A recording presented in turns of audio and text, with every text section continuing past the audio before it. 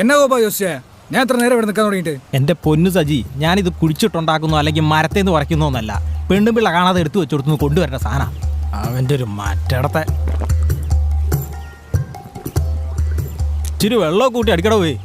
നിൻ്റെയൊക്കെ വെള്ളം കൂടി മുട്ടണ്ടെന്ന് വിചാരിച്ചാൽ ഞാൻ ഈ കർത്താവിനെ ഇറക്കാത്ത പരിപാടി ചെയ്യുന്നത്. എന്നെ കർത്താവ് കണ്ട് വെള്ളം വീഞ്ഞാക്കിയോണ്ട് ന്യായീകരിക്കാനൊരു കാര്യമായി.